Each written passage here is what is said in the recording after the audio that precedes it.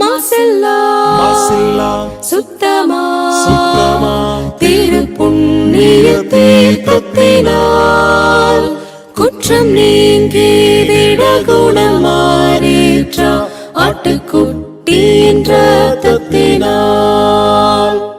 மாசில்லா சுத்தமா திருப்புண்ணிய தீர்த்தத்தினால் குற்றம் நீங்கி விட குணமாறேற்ற ஆட்டுக்குட்டியின் இரத்தத்தினால். பிதாவாகிய தேவனுக்கும் நமது ஆண்டவராகிய இயேசு கிறிஸ்துவுக்கும் பரிசுத்த ஆவியானவருக்கும் இப்பொழுதும் எப்பொழுதும் சதா காலங்களிலும் மகிமை உண்டாயிருப்பதாக. நாம் யாவரும் தேவனை மகிமைப்படுத்தும்படியாக உற்சாகமாக பாடி தேவனை துதித்து அவருடைய நாமத்தை மகிமைப்படுத்துவோமாக. பாடல்களை வழிநடத்தத்தக்கதாக நம்மத்தில் இருக்கிற அன்பு சகோதரர்களை முன்னுக்கு வரும்படி அன்போடு அழைக்கிறேன். வாலிபன் தன் வழியை ஏதினால் சுத்தம் செய்வான், ஏதினால் சுத்தம் செய்வான். தேவவசனத்தால் தன் வழியை என்றும் காத்து கொள்வதினாலே, என்றும் காத்து கொள்வதினாலே என் முழு இருதயத்தோடு உம்மை தேடுகிறேன் என் தேவா. உம் கற்பனைகளை என்றும் வழி தப்ப விடாதேயும் தேவா.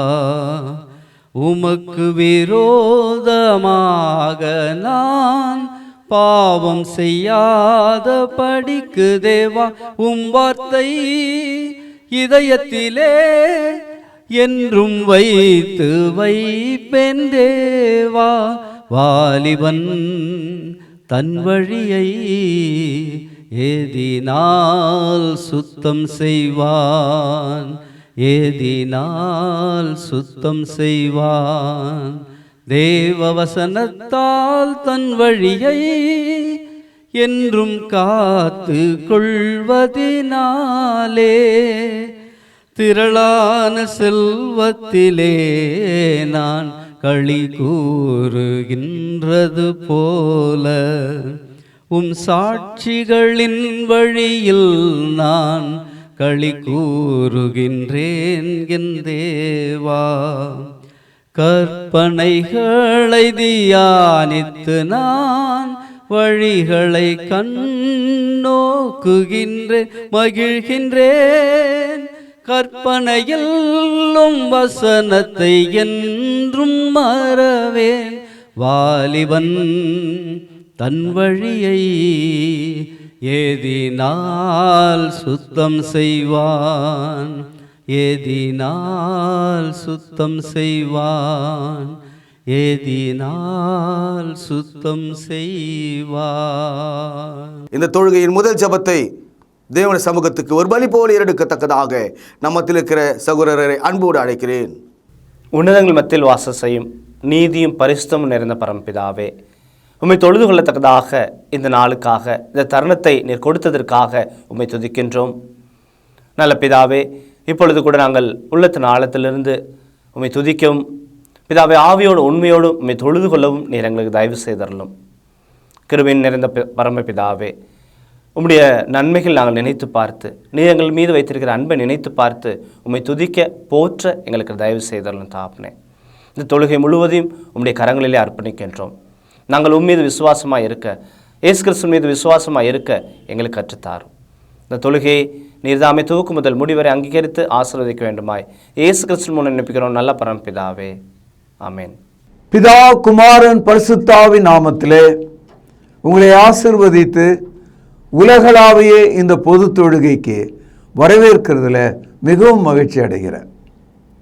அன்பும் பாசமும் மிக்க சகோதர சகோதரிகளே, இந்த நாட்களில் நாம் கேட்கும் வசனம் நம் காலடியில் உள்ள பூமி அதிர்வதைப் போலவும், நம்முடைய இருதயம் மிகவும் பாரமாக இருப்பது போலவும், நாம் கர்த்தரிடத்தில் மனம் திரும்ப வேண்டும் என்ற வைராக்கியம் மூண்டவர்களாய் இருப்பது போலவும் பரிசுத்த ஆவியானவர் உங்களுக்கு உணர்வை அருளும்படியாக நான் ஜெபம் பண்ணுகிறேன். இந்த நாளிலே நாம் வாசிப்பதற்கான ஒரு பகுதியாக சங்கீதம் 119 9 முதல் 16 வசனங்களை வாசிக்க நாம் கேட்கலாம். வாலிபன் தன் வழியை எதனால் சுத்தம் பண்ணுவான்? உமது வசனத்தின்படி தன்னை காத்து கொள்வதனால் தானே. என் முழு இருதயத்தோடும் உம்மை தேடுகிறேன். உமது கற்பனைகளை விட்டு வழி தப்ப விடாதேயும். நான் உமக்கு விரோதமாய் பாவம் செய்யாதபடிக்கு உமது வாக்கை என் இருதயத்திலே வைத்தேன். கர்த்தாவே, நீர் ஸ்தோத்திரிக்கப்பட்டவர். உமது பிரமாணங்களை எனக்கு போதியும். உம்முடைய வாக்கின் நியாய தீர்ப்புகள் எல்லாம் என் உதடுகளால் விவரிக்கிறேன். திரளான செல்வத்திலே களி கூறுவது போல நான் உமது சாட்சிகளின் வழியிலே களி கூறுகிறேன். உமது கட்டளைகளை தியானித்து உமது வழிகளை கண்ணோக்குகிறேன். உமது பிரமாணங்களில் மனமகிழ்ச்சியாக இருக்கிறேன்.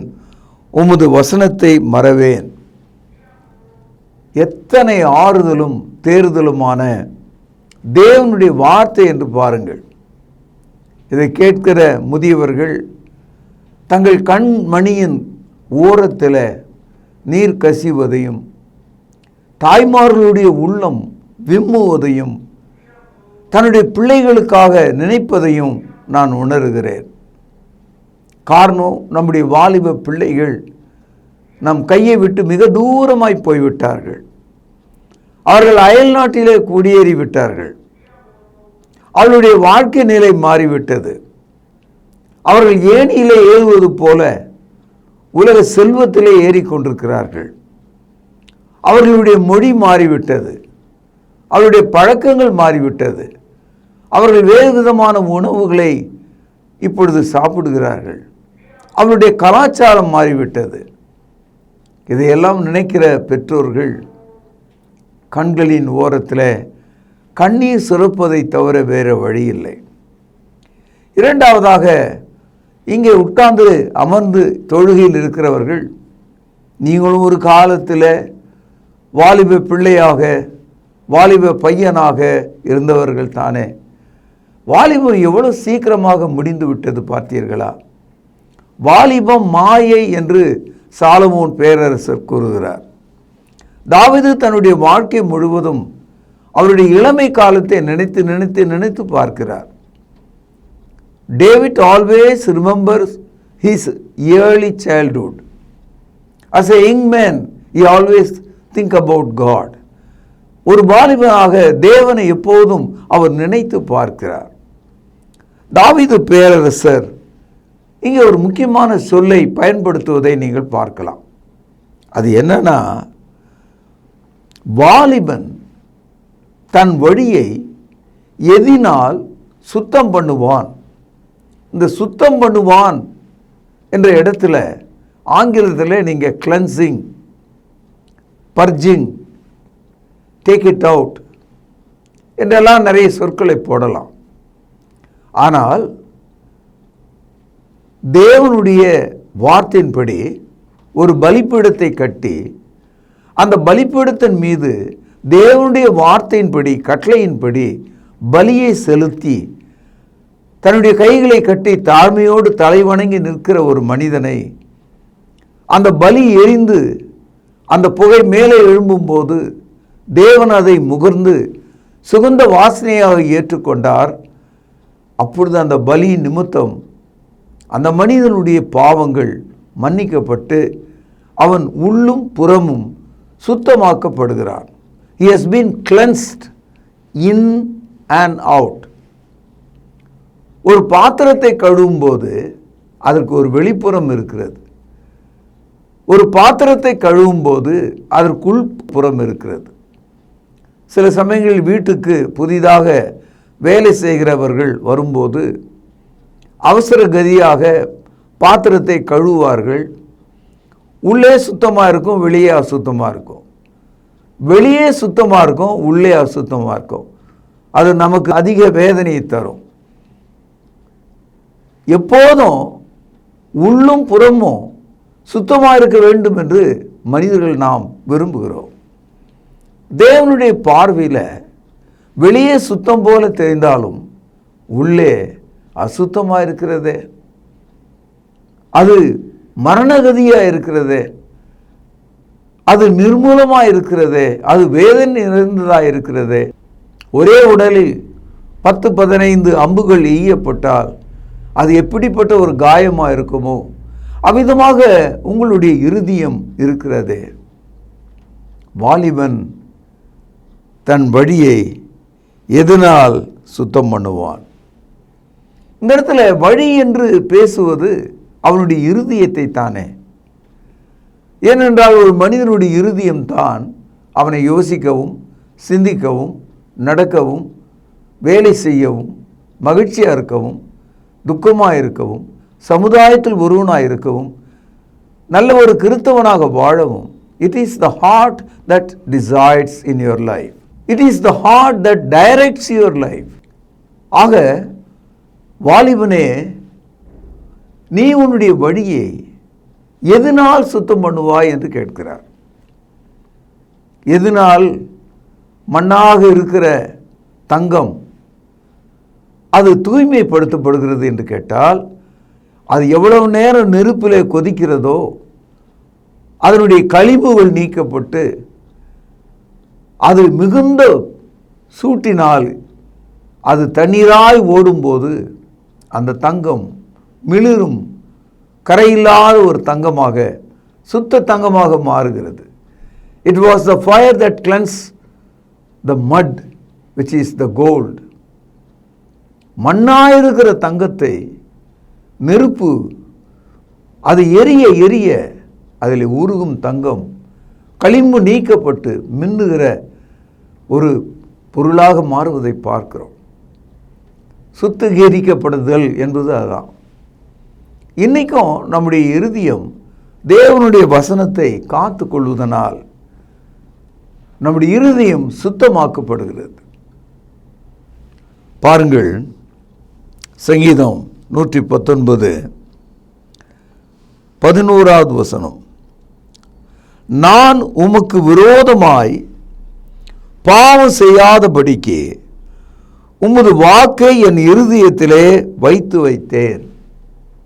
அதாவது வீட்டுக்குள்ளே துர்நாற்றம் வீசினால், வாசனையான ஏதாவது ஒரு பொருளை வீட்டுக்குள் வைத்தால் துர்நாற்றம் போயிடும். அதனால்தான் ரூம் ஃப்ரெஷ்னர் ஏதோ ஒன்றை வீட்டுக்குள்ளே கொண்டு வந்து வைக்கிறோம். தேவனுடைய வார்த்தையை உன் இருதயத்தில் நீ வைத்தால் அந்த இருதயத்துக்குள்ளே நாற்றம், மரணம், வேதனை, கசப்புகள், பொல்லாப்புகள் வராது. உமக்கு விரோதமாக நான் பாவம் செய்யாதபடிக்கு உமது வாக்கை என் இருதயத்தில் வைத்து வைத்தேன் என்று சொல்கிறார். ஆதியாகமம் 39வது அதிகாரம் 9வது வசனம். இந்த வீட்டிலே என்னிலும் பெரியவன் இல்லை, நீ அவருடைய மனைவியாக இருக்கிறபடியால் உன்னை தவிர வேறொன்றையும் அவர் எனக்கு விலக்கி வைக்கவில்லை. இப்படி இருக்க நான் இத்தனை பெரிய பொல்லாங்கு உடன்பட்டு தேவனுக்கு விரோதமாய் பாவம் செய்வது எப்படி என்றான். இது ஒரு வரலாற்று பகுதி. யோசேப்பு ஏறக்குறைய ஒரு 17 வயது இளைஞனாக இருந்தபோது அவனுடைய சொந்த சகோதரர்களாலே அவன் கொலை செய்யப்பட வேண்டும் என்று அவனை நினைத்தார்கள். பிறகு குழியிலே அவனை தள்ளி அவன் அங்கேயே செத்து போகட்டும் என்று விட்டுவிட நினைத்தார்கள். பிறகு மனம் மாறி அவனை தூக்கி எடுத்து அந்நியர்களாகி இஸ்மவேலரிடத்தில் அவனை விற்றுவிட்டார்கள். அந்த இஸ்மவேலர்கள் எகிப்துக்கு அவனை கொண்டு வந்து அந்த தேசத்தில் அடிமையாக விற்றுவிட்டார்கள். அப்படி விற்கப்பட்ட ஒரு மனிதன், அந்த வாலிபன், பார்வோன் ராஜாவினுடைய மிக முக்கியமான அரசியலில், அரசாங்கத்தில் முக்கிய பொறுப்பில் இருக்கிற போர்த்திபார் என்ற ஒரு மனிதன் அதை வாங்குறார். அந்த இளைஞன் அழகாக இருந்தான், அவனுடைய பார்வை அழகாக இருந்தது, அவன் பார்க்கும்போதே விருப்பப்படத்தக்கதாக இருந்தான். கர்த்தர் அவனோடு இருந்தார். கர்த்தருடைய தயவு அவன் மேலே இருந்தது. போத்திபார் பார்த்த உடனே அவனை விளங்கிட்டான். ஏதோ ஒன்று அவனை வல்லமையாக ஏற்றுக்கொள்ள செய்தது. இப்பொழுது யோசேப்பை அவன் வீட்டுக்குள்ளே கொண்டு வருகிறான். யோசேப்பினுடைய நடத்தையை பார்க்கிறான். வேதவசனம் சொல்கிறது, கர்த்தர் அவனோடு இருந்தார், கர்த்தர் அவனோடு இருக்கிறார் என்பதை போத்திபார் கண்டுபிடித்து விட்டார். ஆகவே போத்திபாரனுடைய அரண்மனை போன்ற தன்னுடைய வீட்டில் அவனுடைய வேலைக்காரர்களுக்கு முன்னால் அவனுடைய மனைவியை தவிர அவனுடைய சொத்து சுதந்திரம் எல்லாத்துக்கும் மேலே இந்த யோசேப்பை, அந்த சின்ன பையனை, அந்த வாலிபனை அங்கே வச்சான். யோசேப்பு அந்த வீட்டிலே உண்மை உள்ளவனாக இருந்தான். கர்த்தர் அதை பார்த்து கொண்டிருந்தார். ஒரு நாள் போத்திபாருடைய மனைவி அவளுடைய இருதயத்தில் நீண்ட நாளாக திட்டமிட்ட ஒரு காரியத்தை அவள் செய்ய விரும்பினாள். கணவன் வீட்டில் இல்லை, மற்ற வேலைக்காரர்கள் யாரும் இல்லை, தனிமையிலே அந்த யோசேப்பு இருக்கிறான், அவள் இருக்கிறாள். ஓடிச் சென்று அவனை பிடித்து, அவனை கட்டி பிடித்து உறவு செய்யும்படியாக அவனை அழைக்கிறாள். இந்த காட்சியை, இந்த விபரீதத்தை, இந்த வேதனையை வாழ்க்கையில் இளைஞர்கள் இன்றைக்கும் அனுபவிக்கிறார்கள். பெற்றோர்களாகிய நீங்கள் ஏதாவது ஒரு இடத்துல, இப்படிப்பட்ட ஒரு இடத்துல சிக்கி இருக்கலாம். This a common life. We have to encounter our life. இந்த விஷயத்தில் நாம் போராட வேண்டியவர்களாக இருக்கிறோம். சகோதரர்களே, இந்த வாலிபன் ஆணா அல்லது பெண்ணா? அவன் ஆண், இரண்டாம் கட்டம் இல்லை. அவன் குழந்தையா கிழவனா? அவன் குழந்தையும் இல்லை கிழவனும் இல்லை, வாலிபன். உணர்வுள்ளவனா உணர்வு அற்றவனா? உணர்வுள்ளவன். உடல் என்பது அவனுக்கு உணர்வை உண்டாக்கக்கூடியதாக இருந்தது. ஆனால் தேவனுடைய வசனத்தை அவன் தன்னுடைய இருதயத்திலே வைத்திருந்தான். அந்த வசனம் ஒரு கங்கு போல, ஒரு நெருப்பாக, பாவம் செய்வதற்கு தடையாக, விரோதமாக அது இருந்தது. அவள் அவனை இறுக பற்றி என்னோடு சேர்ந்து படுத்துக்கொள் என்று கேட்கும்போது ஒரு வார்த்தை சொன்னான். அது ஒரு வரலாற்று வார்த்தை. அது பிரமிடுகளை விட உயரமானது, இமயமலை விட உயரமானது, சமுத்திரங்களை விட அகலமானது, காடுகளை விட வசந்தமானது. ஒரு வார்த்தை சொன்னான். இப்படிப்பட்ட பாவத்தை தேவனுக்கு முன்பாக நான் செய்வது எப்படி என்று கேட்டான். How can I commit this sin before God? இதைத்தான் தாவீது சங்கீதம் 119 அவருடைய வாழ்க்கையின் ஒரு உதாரணமாக நம்மோடு பேசுகிறார். வாலிபன் தன் வழியை எதினால் சுத்தம் பண்ணுவான். இன்றைக்கு வேலைக்கு போகிற வாலிப பிள்ளைகள் கருவுறாமல் இருப்பதற்காக மாத்திரைகளையும் சில பொருட்களையும் எடுத்துக்கொண்டு போவதை, அவருடைய பையிலே இருக்கிறதை திரைப்படங்களில் காட்டுகிறார்கள். அது வாழ்க்கையில் கூட உண்மையாக இருக்கலாம். அவர்களுடைய அந்தரங்க வாழ்வை வெளிப்படுத்தாமல் இருப்பதற்கு பல முயற்சிகளை எடுத்துக்கொள்கிறார்கள். they cover their sin. எல்லா வகையான பொருளையும் தங்களுடைய பையில் ரெடியாக வச்சுருக்காங்க. இந்த மாதிரி ஒரு ஆப்பர்ச்சுனிட்டி கிடைச்சா எப்படி நடந்துக்கணும், கூட்டாளிகளாக எப்படி நடந்துக்கணும். இன்றைக்கி நம்ம பத்திரிகையில் படிக்கிறோம், கூட்டு பாலின துரோகங்கள் செய்கிறத நம்ம பார்க்கிறோம். என் அன்பு சகோதரர்களே, அந்த யோசேப்பினுடைய வாழ்க்கையில் எப்பேற்பட்ட ஒரு வார்த்தை அவனுடைய அழகான மேனியில், அவனுடைய உதட்டிலிருந்து அந்த பெண்ணை நோக்கி புறப்பட்டது. How can I commit this sin? இந்த பாவத்தை நான் எப்படி செய்வேன் என்று அவன் சொன்ன போது அவனை இறுக பற்றி முத்தமிட துடித்த அவள் தோல்வியுற்றாள். அவன் அவளை தள்ளிவிட்டு ஓட ஆரம்பித்து விட்டான். என் அன்பு சகோதரர்களே, வாலிபன் தன் வழியை எதனால் காத்துக்கொள்வான்? விசுவாசத்தினாலே தேவனுடைய வசனம் உங்கள் இருதயத்தில் வாசமாக இருந்தால் நீங்கள் உங்களை காப்பாற்றிக் கொள்ளலாம். இன்றைய பிரச்சனை 13 வயது முதல் 19 வயது வரைக்கும் இருக்கிற இந்த டீன்ஸ், 13 to 19, இந்த வாலிப காலத்தில் நாம் மிக அதிகமாக, மிக ஏராளமாக நம்முடைய வாழ்க்கையை தலைகீழாக புரட்டி போடக்கூடிய பாவம் என்ற அந்த அடிமைத்தனத்துக்குள்ள, அந்த புகைக்குள்ள, அந்த நெருப்புக்குள்ள இன்றைய இளைஞர்கள் விழுந்து விட்டார்கள். 24 மணி நேரமும் பாவம் செய்ய தூண்டுகிற காம காட்சிகளை கண்டு வியந்து அதை நினைத்து உருகி அதன்படி வாழ்வதற்காகவே இவர்கள் எண்ணிக்கொண்டிருக்கிறார்கள். என் அன்பு சகோதரர்களே, மிகவும் பசியாகவும் ஏழையாகவும் இருக்கிற ஒரு மனிதன் அல்லது ஒரு குடும்பத்தை பார்த்து, பேரரசன், நீங்கள் அந்த அறையில் போய் சாப்பிடுங்கள், உங்களுக்கு வேண்டிய பொருளை எல்லாம் அள்ளி செல்லுங்கள் என்று ஒரு அரசன் சொன்னான். அப்போ அந்த குடும்பம் அந்த அறைக்குள்ளே போனது. எவ்வளவு சாப்பிடுவது, எதையெல்லாம் சாப்பிடுவது ஒன்றும் புரியலை. போதா குறைக்கு வெள்ளியும் பொன்னும் கோமேதகமும் ரத்தனங்களும் உடைகளும் ஏராளமாக அங்கே இருந்தது. எல்லாத்தையும் எவ்வளோ வேணால் எடுத்துகிட்டு போங்கன்னு சொல்லியிருக்கார். இப்போ அந்த குடும்பம் அந்த அறைக்குள்ள எப்படி நினைக்கும்? அந்த சந்தோஷத்தில் எப்படி நினைக்கும்? அந்த காட்சியை நினைத்து பாருங்கள். You can take all, eat all, எல்லாவற்றையும் சாப்பிடு, எல்லாவற்றையும் எடுத்துக்கொள் என்று சொன்னால் எவ்வளோ மகிழ்ச்சியாக இருக்கும் பாருங்கள்.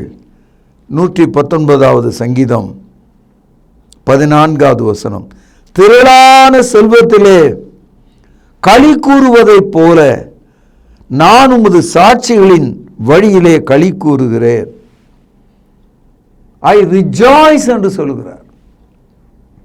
வாலிபனே, வாலிப நாட்களில் உன் கண்ணின் காட்சியிலும் உன் இருதயத்திலும் வழியிலும் நட. ஆகிலும் இவைகள் எல்லாவற்றிலும் உன்னை நியாயத்திலே தேவன் கொண்டு வந்து நிறுத்துவார் என்பதை அறிந்து கொள். வாலிபமும் அதனுடைய ஆணவமும் மாயை என்று படிக்கிறோம். என்று அன்பு திருச்சபையே, முதியவர்களே, இளைஞர்களே, குழந்தைகளே, இந்த நாட்களில் சொல்லப்பட்ட இந்த கருத்துகள் ஒரு சீப்பு தலைவாரும்போது எல்லா முடியும் படிவது போல, எல்லா முடியையும் நீங்கள் திருத்திக் கொள்வதைப் போல, இந்த நாளில் நீங்கள் கேட்ட வசனங்கள் எல்லா முடியையும் சீர்படுத்தும் ஒரு சீப்பை போல, ஒரு கோம் உன்னுடைய வாழ்க்கை முழுவதையும் உள்ளே இறங்கி ஒரு முடியாக வழி நடத்தக்கூடிய வசனமாக இருக்க வேண்டும். உங்களை பாதுகாக்க வேண்டும். நீங்கள் உணர்வடைய வேண்டும். எப்படிப்பட்ட ஒரு வார்த்தையை நாம் கேட்டோம். நம்முடைய 2 காதுகளிலே அதை கேட்டோம். வாலிபன் தன் வழியை எதனால் சுத்தம் பண்ணுவான்? சுத்தம் பண்ணும் ஒரே வழி இயேசு கிறிஸ்துவின் இரத்தம். இயேசு கிறிஸ்துவின் பலியாகிய அந்த இரத்தம் உங்கள் விசுவாசத்தினாலே இருதயங்களில் தெளிக்கப்படும் போது நம்முடைய பாவங்களை அவர் நமக்கு மன்னித்து நம்மை கழுவி தேவனுக்கு பிரியமான மக்களாக அவர் மாற்றுகிறார் என்பதுதான் கிறிஸ்தவம். What is Christianity? God purges and cleanses our sin by the blood of Jesus Christ, which is the sacrifice once for all human beings. ஆகவே அன்பு சகோதரர்களே, இந்த காலையில் நீங்கள் கேட்ட இந்த திருவசனங்கள் உங்களை மாற்றவும், உங்களை ஆசீர்வதிக்கவும், ஒரு சிறந்த பண்புள்ள கிறிஸ்தவராக வாழவும் தக்கதாக இந்த தொழுகை உங்களுக்கு பிரயோஜனமாக இருக்கும்படி உங்களை ஆசீர்வதித்து நிறைவு செய்கிறேன். பிரார்த்தனை செய்வோம்.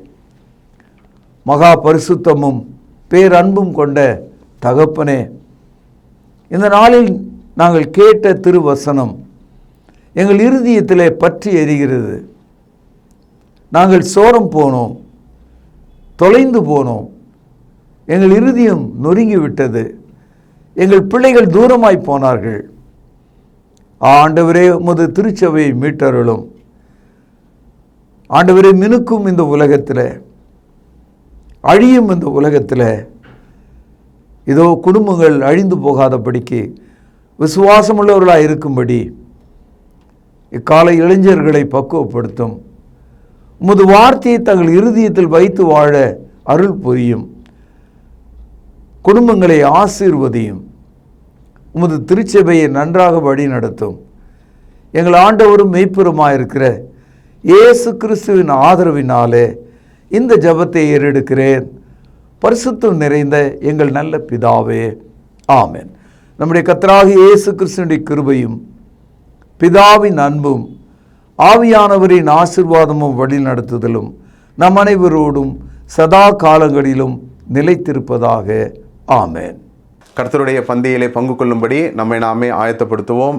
ஆண்டவராகிய இயேசு கிறிஸ்து காட்டி கொடுக்கப்பட்ட அன்று ராத்திரியிலே அப்பத்தை எடுத்து ஆசீர்வதித்து, இதை பிட்டு நீங்கள் வாங்கி புசியுங்கள், இது உங்களுக்காக பிற்கப்படுகிற என்னுடைய சரீரமாய் இருக்கிறது என்று சொல்லியிருக்கிறார். அப்பத்திற்காக நாம் ஜெபித்து இதில் பங்கு கொள்வோம்.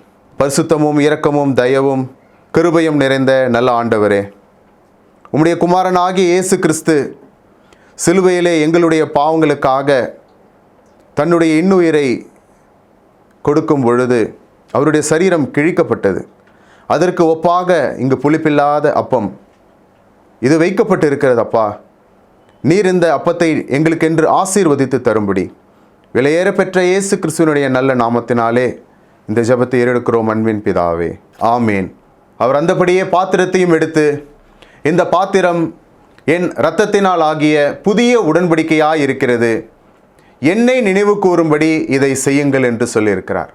நாமும் கூட அவ்வண்ணமாகவே இதில் செய்யும்படியாக நாம் ஒன்று சேருவோம். தேவன் இந்த ரசத்தை ஆசீர்வதித்து தரும்படி நாம் ஜெபிப்போம். வானத்தையும் பூமியும் உண்டாக்கின சர்வ வல்லமையுள்ள எங்கள் நல்ல பிதாவே, என்னை நினைவு கூறும்படி இதை செய்யுங்கள் என்று சொல்லியிருக்கிறபடியே நாங்கள் செய்யும்படி வந்து நிற்கிறோம். இந்த ரசத்தை நீர் ஆசீர்வதித்து தாரும். குற்றமில்லாத மாசற்ற இதோ தகப்பனே, அந்த ரத்தம் எங்களுடைய பாவங்களுக்காக சிந்தப்பட்டது என்பதை நாங்கள் நினைத்து இதில் பங்கு கொள்ளும்படி, பயபக்தியோடு பங்கு கொள்ளும்படி எங்களை உற்சாகப்படுத்தும். எங்களை தாழ்த்துகிறோம். இந்த ரசத்தை நீர் ஆசீர்வதித்து தாரும். இயேசுவின் நல்ல நாமத்தில் இந்த ஜெபத்தை ஏறெடுக்கிறோம் அன்பின் பிதாவே, ஆமேன். தேவனுடைய சமூகத்தில் தேவனுக்கு மிக பிரியமான ஒரு தொழுகையை செய்து கொண்டிருக்கிறோம். இதை தொடர்ந்து தேவனுக்கு பிரியமான ஒரு பலியாக நம்முடைய கையின் பிரயாசங்களை தேவனுடைய சமூகத்துக்கு கொண்டு வருவோம். தேவன் கொடுத்தவைகள், இவைகளிலிருந்து நாம் எடுத்து தேவனுக்கு உற்சாகமாக கொடுப்பதற்கு நம்மை ஒப்புக் கொடுப்போமாக. சபையின் அறிவிப்புகள், வியாதிப்பட்டவர்களை நினைவு கொள்ளுங்கள். விசேஷமாக ரட்சிக்கப்படாத மக்கள், அது உங்கள் நண்பர்களாக இருக்கலாம் அல்லது உங்கள் உறவுகளாக இருக்கலாம், அவர்கள் ரட்சிக்கப்படுவதற்காக தேவனுடைய சமூகத்தில் நாம் யாவரும் ஒன்று சேர்ந்து ஜெபம் செய்வோம். தேவனை ஆவியோடும் உண்மையோடும் நாம் தொழுது கொண்டோம். இந்த தொழுகையின் நிறைவு ஜெபத்தை நம் மத்தியில் இருக்கிறதான சகோதரர் ஒருவர் முன்வந்து ஜெபித்து இந்த தொழுகையை நிறைவு செய்து தரும்படி அன்பாய் கேட்டுக்கொள்கிறேன். பரலோகத்திலே வாசமாக இருக்கிற எங்கள் நல்ல பிதாவே, உம்முடைய வார்த்தையினால் எங்களை சந்தித்ததற்காக உமக்கு ஸ்தோத்திரம். அண்ட சராசரங்களின் மீது அதிகாரமுடையவராகிய உமக்கு எங்களை தாழ்த்தி ஒப்புக் கொடுக்கிறோம். வார்த்தையினால் சர்வத்தையும் தாங்குகிற எங்கள் ஆண்டவர் இயேசு கிறிஸ்துவின் கீழாக எங்களை ஒப்புக் கொடுக்கிறோம்.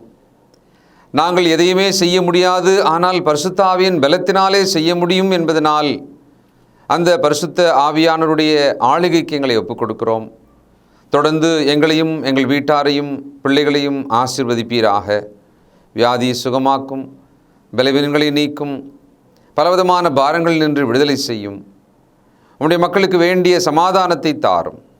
ஆண்டவர் இயேசு கிறிஸ்துவின் மூலமாகவே நாங்கள் பிழைக்கிறோம், அவருடைய கிருபையினால் வாழுகிறோம்.